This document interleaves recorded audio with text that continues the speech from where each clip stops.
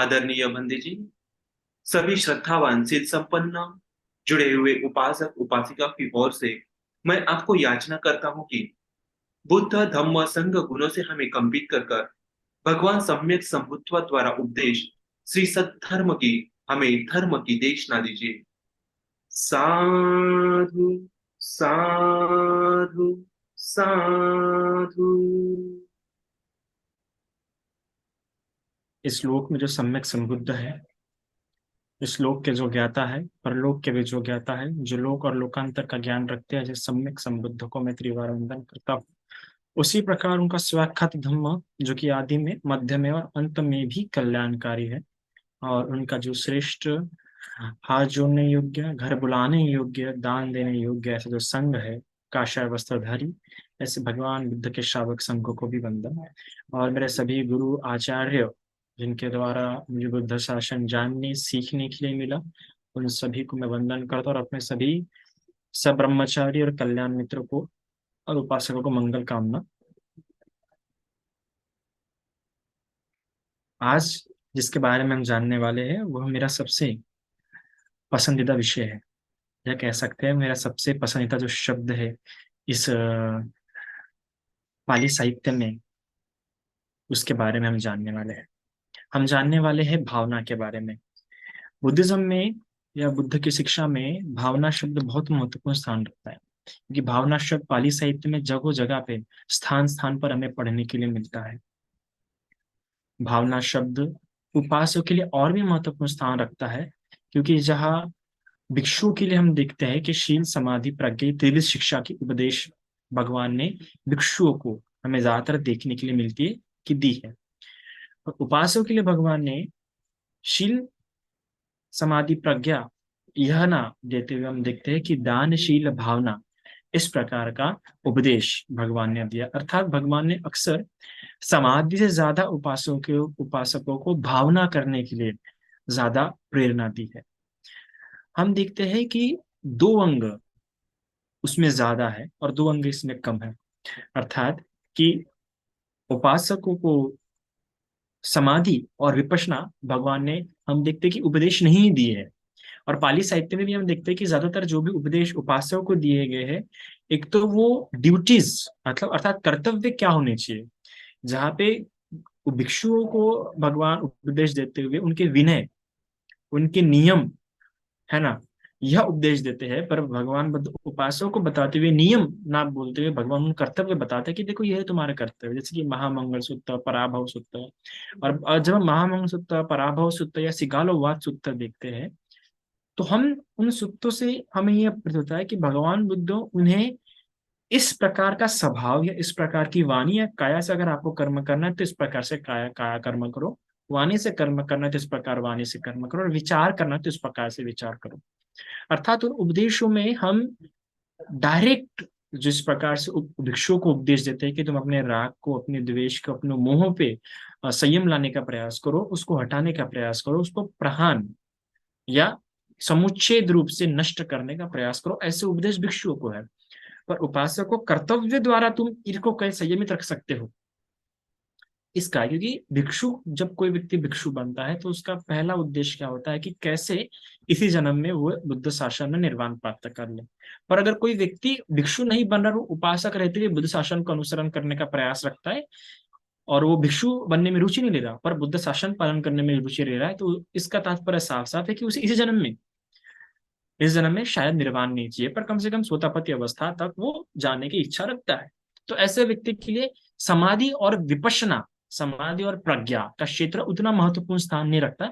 ऐसे व्यक्ति के लिए भावना यह बहुत ही महत्वपूर्ण स्थान रखता है, क्योंकि उसे अपना संसार चलाते हुए, अर्थात कि अपने बच्चों का पालन पोषण, अपना संसार संभालते हुए, पति, माता पिता, सास ससुर, इस प्रकार सभी बातों को ध्यान में रखते हुए उसे अपने घर में कमाना भी है, धन भी अर्जन करना है, धन इस्तेमाल कर धन का सदुपयोग करना है, और धन का संग्रह भी करना है।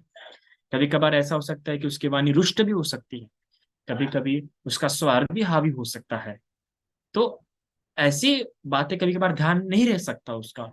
तो ऐसे व्यक्ति के लिए भगवान बुद्ध, या ऐसा व्यक्ति उपासकों के लिए भगवान बुद्ध भावना बताते हैं, भावना को उपदेश देते हैं। इसलिए भी 10 पुण्य कमवत्थु में हमने अभी तक जो 10 के 10 कमवत्थु जो पढ़े, उसमें कई हमने समाधि, ये जो शब्द सुनने में नहीं आया, विपश्यना शब्द सुनने में नहीं आया, है ना। हमें क्या, जो भी शब्द सुन के ऐसे जो काया से वाणी जो संभाले जा सकते हैं, जो किए जा सकते हैं, ऐसे ही सारी बातें हमें इन 10 पुण्य कमवत्थु में देखने के लिए आए। और अभी इन 10 पुण्य कमवत्थु का सबसे आखिरी जो अंग है वो है भावना। अब भावना शब्द, इसको मैं, अगर सरल भाषा में समझना रहेगा तो मैं इसे कहूंगा पैसिव वे। पैसिव वे इसके लिए बहुत ही सटीक शब्द है। अर्थात कि जो समाधि नहीं लगाते, जो विपश्यना नहीं करते, पर वो इस क्षेत्र में प्रवेश करना चाहते हैं, इस क्षेत्र का अनुभव लेना चाहते हैं, उनके लिए भावना शब्द काफी सुटेबल होता है।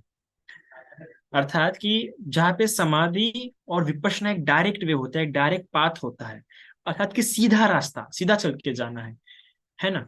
पर भावना शब्द कैसा है कि घूम के जाने से रास्ता हो जाता है।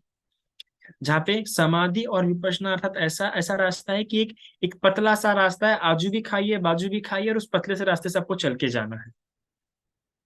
ये क्या है, आपके समाधि और विपश्यना का अभ्यास करना मतलब होता है। और भावना मतलब क्या होता है, भावना मतलब दूसरा भी रास्ता है, पूरा जंगलों से होके जाता है, वहां से आपको जाना है। तो पर वो थोड़ा लंबा रास्ता हो जाता है। भावना मतलब लंबा रास्ता, समाधि और विपश्यना करना मतलब the short way, one of the shortest वे, आप इसको ऐसा ले सकते हैं। तो भावना, भावना अगर देखेंगे तो इसके लिए शब्द जो इस्तेमाल करते हैं, भावित करना। भावित करना मतलब बढ़ाना, प्रगट करना, और उसे करते रहना। ये सरल सा उसका अर्थ होता है, सरल शब्दों में। बढ़ाओ, बढ़ाने के लिए प्रयास करना, बढ़ाते रहना, और उस बात को करते रहना, या अपने तरफ से एफर्ट्स पुट करना ताकि हम उसे बढ़ा सके। अब ये डिपेंड करता है कि आप अच्छी बातें बढ़ाते हैं या बुरी बातें बढ़ाते हैं।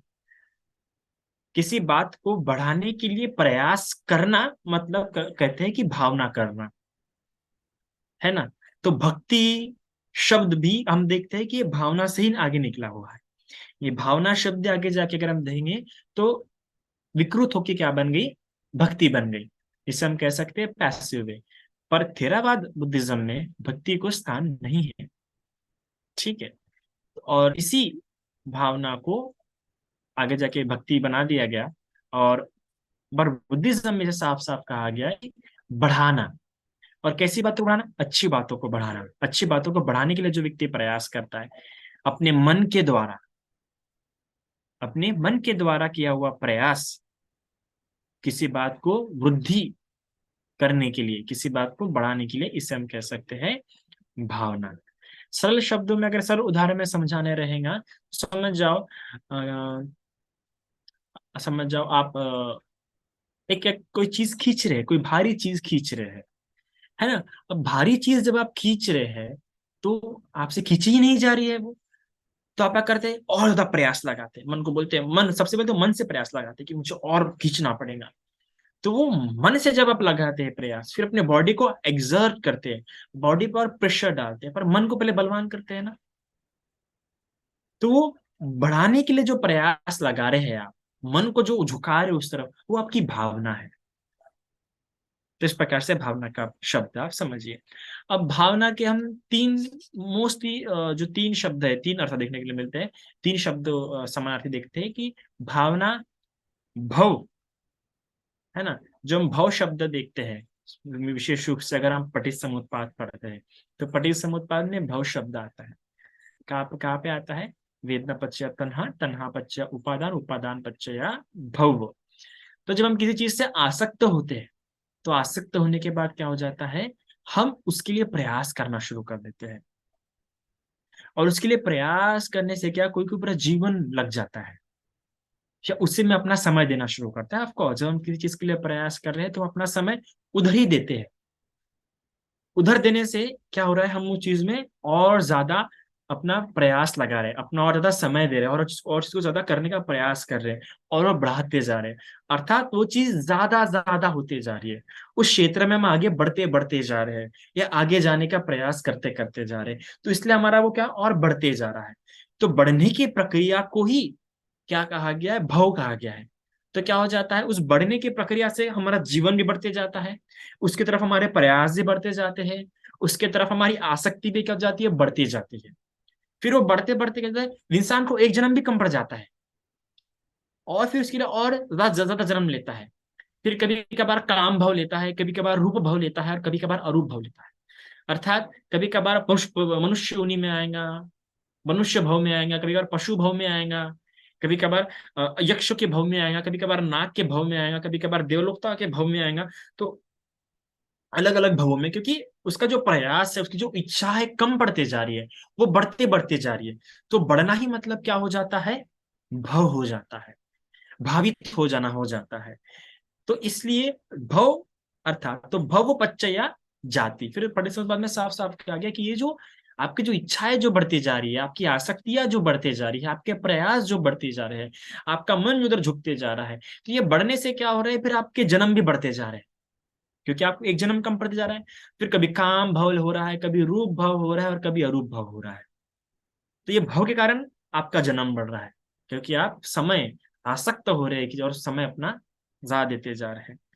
फिर इस अर्थ में भी भव है। एक और शब्द में भव इस्तेमाल किया गया है, तो किसके, लाइफ, जीवन के अर्थ में भी क्या भव इस्तेमाल किया गया है। तो ये भव मतलब क्या, बढ़ना।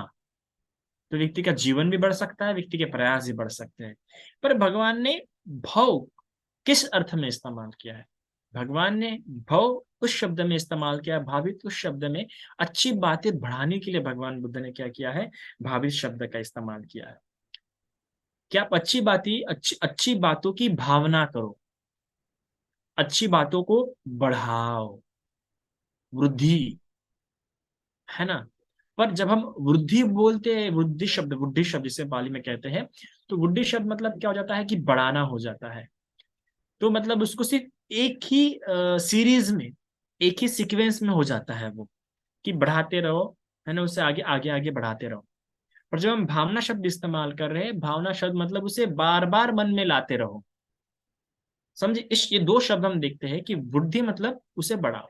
जैसे कि एक क्या हो रहा है, एक आपने बीज जमीन में बो दिया, और जमीन में बीज बोने के बाद क्या हो रहा है, वो वृक्ष बढ़ते जा रहा है, बढ़ते जा रहा है, बढ़ते जा रहा है, बढ़ जा रहा है, वो आगे आगे क्या बढ़ जा रहा है, तो ये उसकी वृद्धि है।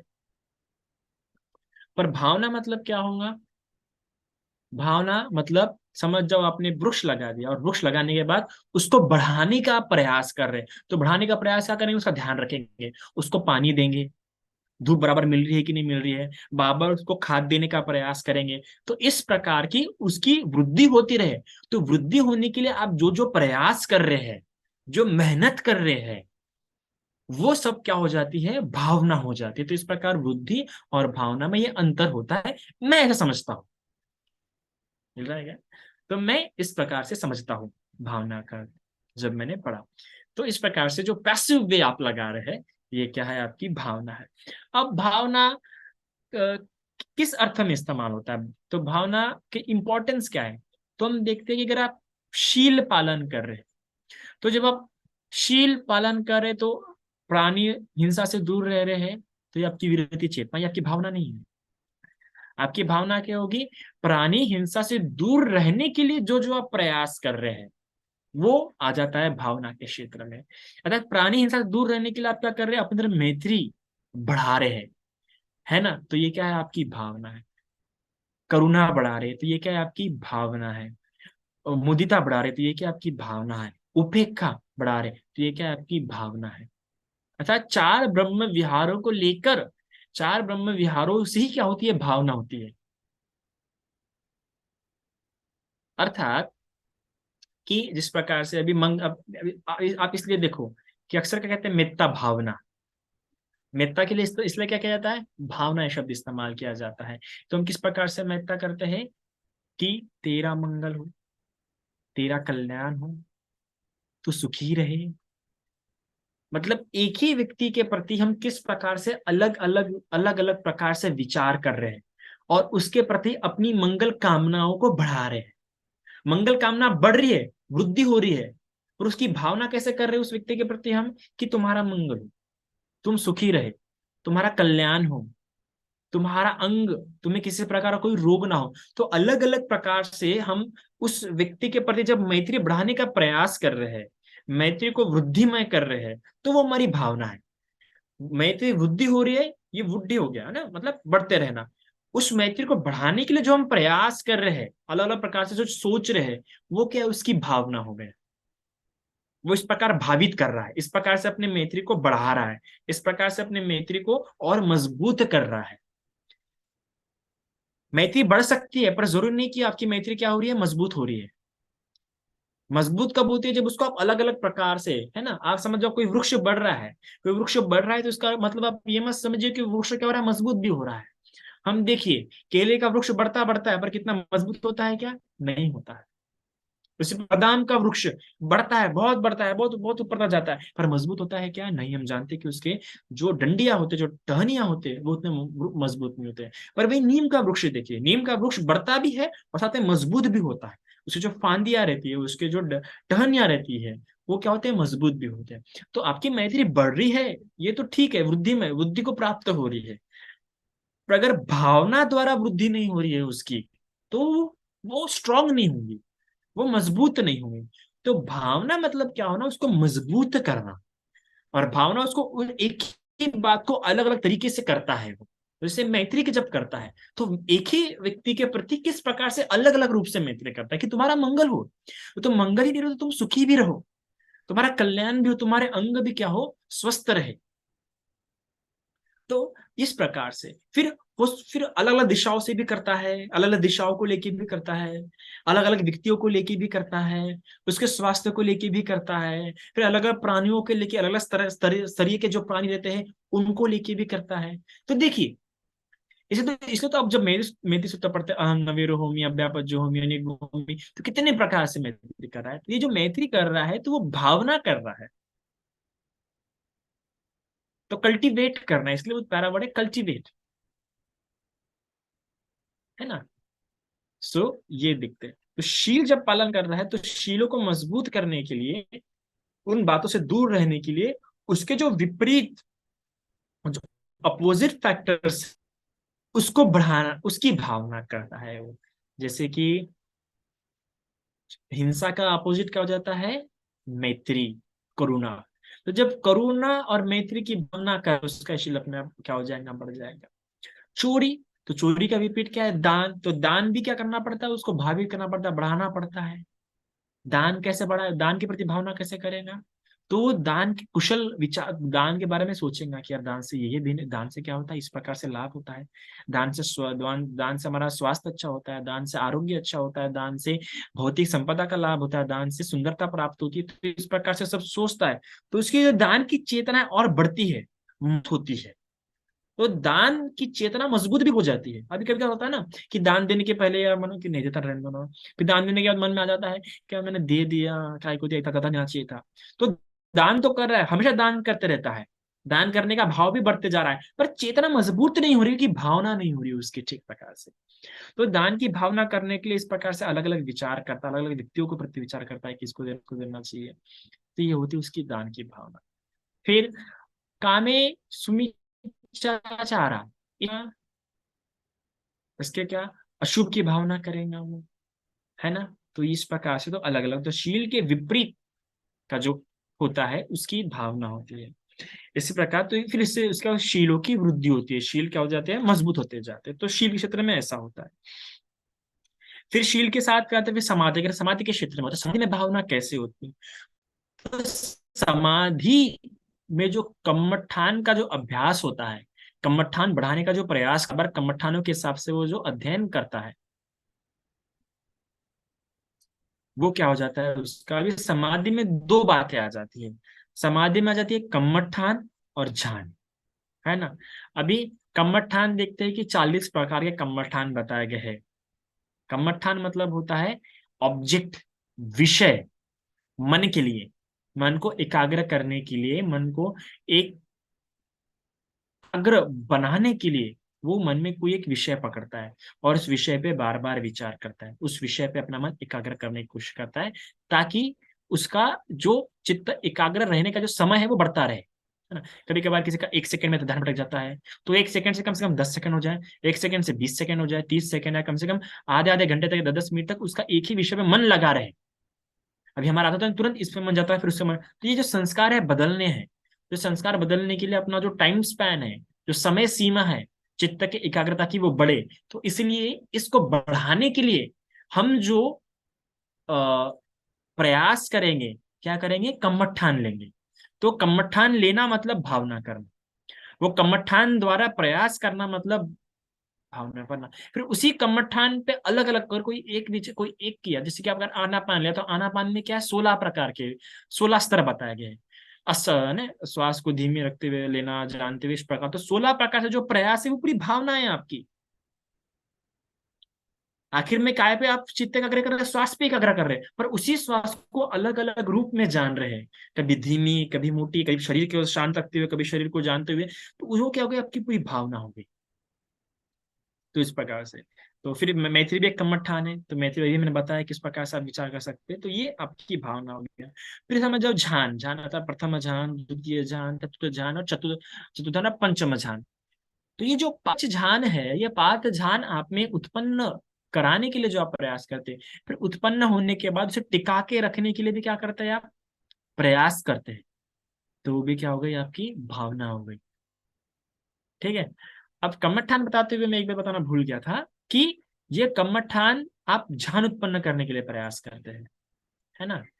और कम्मठान का एक लाभ होता है कि कम्मठान जो 10 कसीन है, वो 10 कसीनों से क्या होता है कि आपको कोई भी रिद्धि बल प्राप्त कर सकते हैं, तो इसलिए भी आप फिर उस कम्मठानों की अलग अलग तरीके से भावना करते हैं। जो 10 कसीन बताए, उन 10 कसीनों की अलग अलग तरीके से भावना करना शुरू करते हैं। प्रथम से जो 10 कसीन है, हर एक कसीन को अलग अलग तरीके से जानते हैं, ऊपर से, नीचे से, आगे से, पीछे, तो अलग अलग तरीके से जानना, मैंने पहले ही कहा कि क्या है, ये भावना है। फिर इस प्रकार जब प्रज्ञा के क्षेत्र में उतरते, तो प्रज्ञा का क्षेत्र वहां शुरू होता है जब आपको विपश्यना ज्ञान उत्पन्न होना शुरू हो जाते हैं, जब विपश्यना करना शुरू करते हैं। तो विपश्यना करते हुए अनित्य के लक्षण से, दुख के लक्षण से, अनात्म के लक्षण से जानना क्या है, आपकी भावना है। पर अनित्य भी कितने प्रकार से अनित्य के रूप में जानता है वो भी जरा जाने, अगर आप विशुद्धि मत पढ़ेंगे तो आपको समझ में आएगा कि अनित्य को भी कितने रूप में जानता है वो, है ना। तो रूप कितने कितने प्रकार से, नहीं तो सबसे पहले रूप को देखता है, तो रूप के वो 28 प्रकार देखेगा। फिर 28 प्रकार में भी किस प्रकार से वो अनित्य है, तो फिर ऐसे नहीं देखेगा, फिर 28 रूप देखते हुए हर एक रूप को अनित्य जानेगा। फिर खुद के रूप को भी अनित्य जानेगा, किसी और के रूप को भी अनित्य जानेगा। तो इस प्रकार से वो भावना करता है। फिर शून्य जानेगा, तो पहले 2 प्रकार शून्य जानेगा, फिर 4 प्रकार शून्य जानेगा, फिर 8 प्रकार शून्य जानेगा, फिर 16 प्रकार शून्य जानेगा, फिर 42 प्रकार शून्य, उन रूपों में या उन स्कंदों में, जो पांचों के पांचों स्कंद है, वो पांचों स्कंदों में क्या जानेगा, वो इस प्रकार से शून्यता जानेगा। तो देखो कैसे कैसे बढ़ाता है वो, पहले 2 प्रकार से इन पांचों स्कंदों में शून्यता देखता है, फिर 4 प्रकार से इन पांचों स्कंदों में शून्यता देखता है, शून्यता को जानता है, शून्यता को भावित करता है। फिर उसके बाद 8 प्रकार से शून्यता दिखता है इन पांचों स्कंदों में, रूप में, वेदना में, सदना में, संस्कार में, विज्ञान में। फिर उसके बाद 16 प्रकार से देखता, 12 प्रकार से देखता है, फिर उस प्रकार से 42 प्रकार से शून्यता देखता है। तो इस प्रकार से देखो, एक ही चीज को, एक ही शून्य स्वभाव को वो अलग अलग प्रकार से, अलग अलग स्तर से जब जानता है, तो ये उसकी भावना होती है। अर्थात वो एक चीज पर रुकता नहीं है, चेंज करते रहता है, एंगल्स चेंज करता है, पोजिशन चेंज करता है, डायरेक्शन चेंज करता है, डायमेंशन चेंज करता है। तो ये एक होता है। फिर वो अनात्मा को देखता है, तो अनात्मा को भी अलग अलग तरीके से देखता है। अपने में अनात्मा देखेगा, बाहर में अनात्मा देखेगा, मैं ना मैं हूं, ना मेरा है, ना मैं किसी का हूं, अपने में देखेगा, किसी और में देखेगा, तो ये उसकी क्या हो गई है, भावना हो गई। इसलिए भी विमुख भी, जो विमुक्ति है, इसलिए 3 प्रकार के हम देखते हैं विमुक्ति, ये अलग अलग प्रकार से भावना करने से, क्योंकि भावना करने के तरीके हो सकते हैं, अपने हिसाब से इंसान कल्टीवेट करता है, डेवलप करता है। कल्टीवेट डेवलप करना ही मतलब क्या, वो भावना है, तो डेवलप भी व्यक्ति अपने अपने हिसाब से कर सकता है। तो इसलिए विमोक भी 3 प्रकार के देखते हैं, अनियमित विमोक, अभी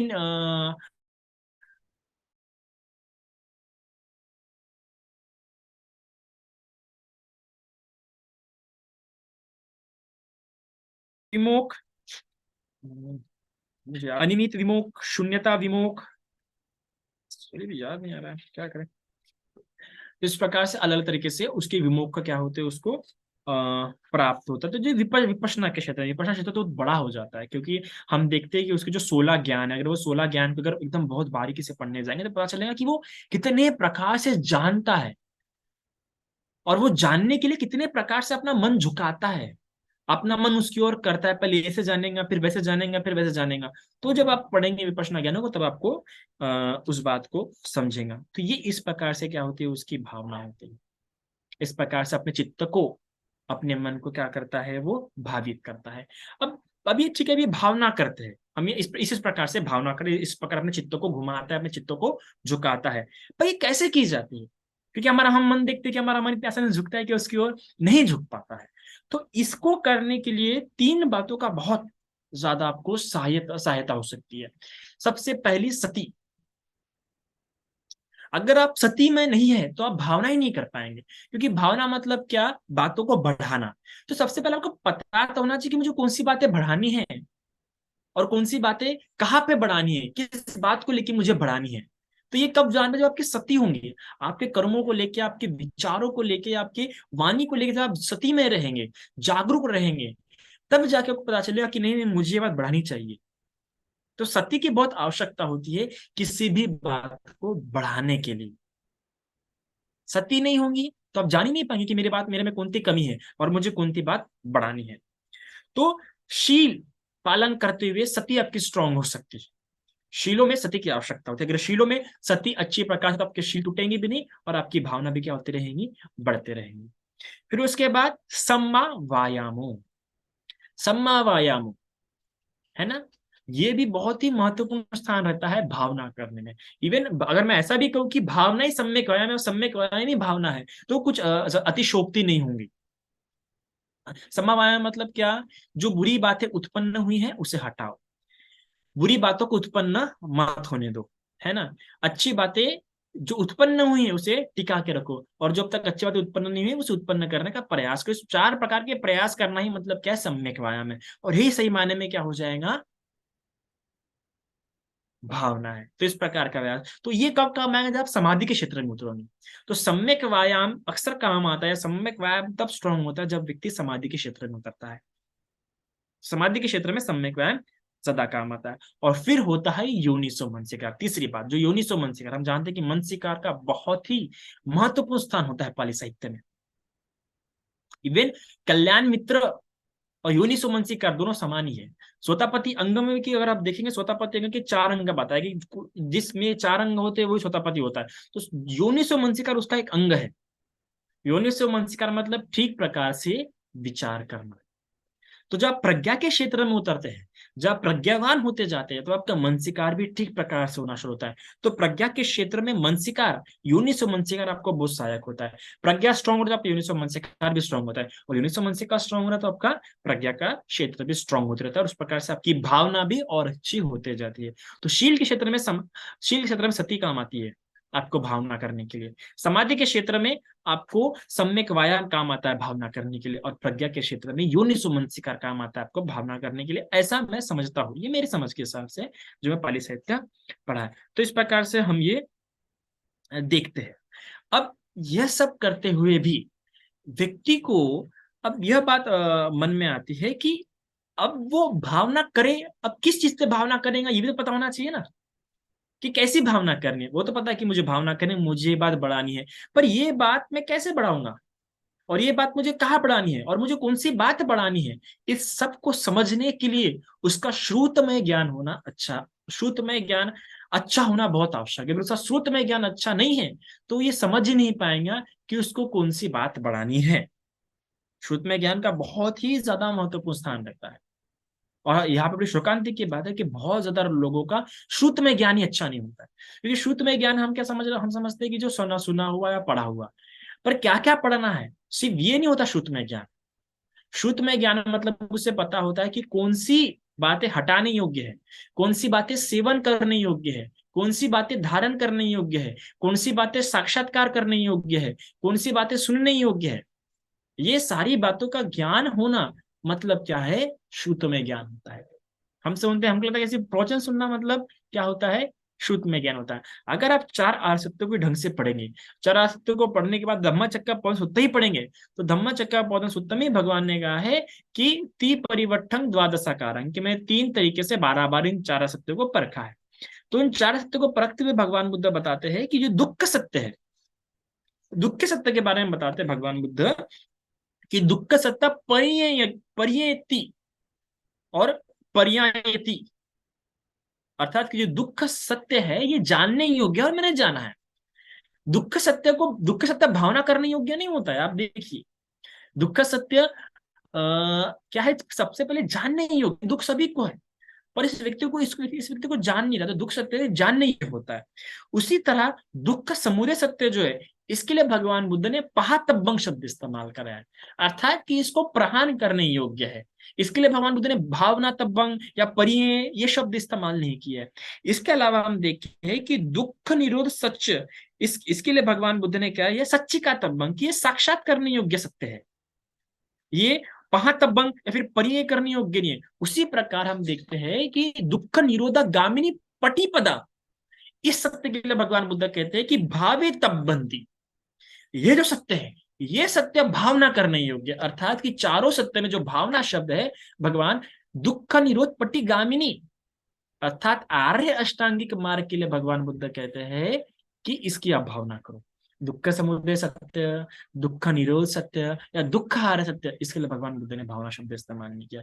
तो भावना शब्द भगवान बुद्ध ने आर्य अष्टांगिक मार्ग, तो जो आर्य अष्टांगिक मार्ग के जो 8 अंग भगवान बुद्ध ने बताया गया है, ये आठों के आठों अंग कैसे है, भावना करने योग्य है, बार बार मन में लाने योग्य है, अलग अलग तरीके से मन में लाने योग्य है, अलग अलग तरीके से सोचने योग्य है, अलग अलग तरीके से इस पे चलने योग्य है। इस बात को समझिए, सम्यक दृष्टि हो, सम्यक व्यायाम हो, सम्यक सति हो, सम्यक समाधि हो, ये आठों के आठों अंग क्या है, बढ़ाने योग्य है। ऐसा नहीं कि मेरी तो सम्यक दृष्टि है, नहीं, इस सम्यक दृष्टि को बढ़ाना भी है, बढ़ाना है और मजबूत भी करना है, दोनों काम करना है। देखिए ना, क्योंकि हम भी देखते हैं कि ये सम्यक दृष्टि दो तरह की होती है, लोकीय सम्यक दृष्टि और लोकोत्तर सम्यक दृष्टि। तो हमें सम्यक दृष्टि प्राप्त होगी, सम्यक दृष्टि को हमें, इस लोकीय सम्यक दृष्टि को इस लोकोत्तर सम्यक दृष्टि तक लेके जाना है। संकल्प भी है, अब संकल्प भी इसमें 3 प्रकार के है ना। तो हमारा संकल्प, विहिंसा संकल्प से जब तक हम नेकम्य संकल्प तक ना जाए, तब तक हमें संकल्प भी हमें मजबूत करते रहने हैं। कई सारे लोग गृहस्थ होते भी उनको भी तक प्रोजित होने का मन नहीं कर रहा, बौद्धाचार्य बन जा रहे हैं, बौद्धाचार्य बनने पर भी उनको मन नहीं कर रहा कि मैं क्या हो जाओ प्रवजित जीवन। तो सम्यक संकल्प की वो भावनाएं ठीक प्रकार से नहीं हो रही, कि उनके मन में निष्क्रमण करने का, गृह त्याग करने की भावना उत्पन्न नहीं हो रही है ना।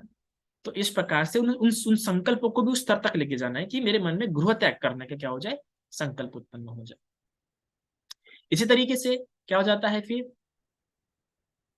सम्यक वाणी, तो उसको भी वो वाणी और मैं मधुर से मधुर कैसे कर सकता हूँ और अच्छी से अच्छी कैसे कर सकता हूँ, तो ऐसे बढ़ाने वाली बातें करना मतलब क्या हो जाता है, भावना हो जाती है।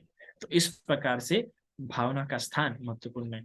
भावना के लिए भगवान ने बार बार अलग अलग स्थानों पे भगवान ने बताया है कि भिक्षु इसकी भावना करो, भिक्षु ऐसी इसकी भावना होती है। भगवान ने सिर्फ ये नहीं कहा कि इसकी भावना करो, भगवान, अगर आप अलग अलग सुत्ता पढ़ेंगे, सिर्फ सुत्ता पिटक में, चलिए अभिधमा में मत जाइए, अगर आप सुत्ता पिटक में अलग अलग सुत्ता पढ़ेंगे तो भगवान वहीं पे बताते कि इसकी भावना कैसे की जाती है। सिर्फ भगवान ये नहीं कहते कि भावना करो, भगवान कहते कि देखो इसकी भावना ऐसे कहते हैं। तो अशुभ भावना, तो अशुभ भावना कैसी होती है, भगवान वही बताते हैं कि अशुभ भावना कैसी होती है।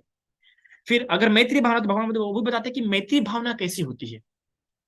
अगर आप मैत्री करें तो भगवान ने बताया कि मैत्री भावना कैसे होती है। आप ऊपर मैत्री तब पढ़ी, अहंग अवेर होमी अव्यापद जो होमी अनिको होमी सुगेना होमी, तो सब बताया गया कि मैत्री भावना कैसी होती है। तो कौन सी भावना कैसी करनी है और कौन सी भावना कहाँ करनी है, इन बातों को समझना ही बहुत जरूरी है। आप कोई भी भावना कहीं मत कीजिए, कोई इंसान बहुत खुश है और आप कह रहे कि मैं तो उसके लिए मैत्री कर रहा हूं, आवश्यकता ही नहीं वहां मैत्री की, वहां तो मुदिता इस भावना की आवश्यकता है। तो सब ये जान ले कि मुदिता भावना की आवश्यकता है, तो कहाँ पे कौन सी भावना की आवश्यकता है ये कब पता होगा, जब आपका शुद्ध में ज्ञान अच्छा होगा। अब वो भावना कैसी करनी है ये पता होना चाहिए, इसलिए भी शुद्ध में ज्ञान स्ट्रॉन्ग करना है। अब मुदिता भावना कैसी करनी है वो भी जान लीजिए, ये दोनों बातें जानना जरूरी है। अब कोई बहुत दुखी है और आप बोल रहे हैं मैं उसके लिए मैत्री कर रहा हूँ, मूर्खता है। आप कह क्यों मैत्री, वहां पे उसको मैत्री की आवश्यकता नहीं है, वहां पे आपको आपकी करुणा की आवश्यकता है। आपको करुणा करनी होगी, और वो करुणा कैसे कर रही है उसको भी जानिए। फिर आपको कोई बहुत सुंदर लग रहा है तो आप उसकी तारीफ कर रहे हैं, जरूरत ही नहीं, इसको इस जन्म में निब्बान की जरूरत है, उसे तो उस समय अशुभ भावना कर रहा है क्योंकि उसका मन आसक्त हो रहा है।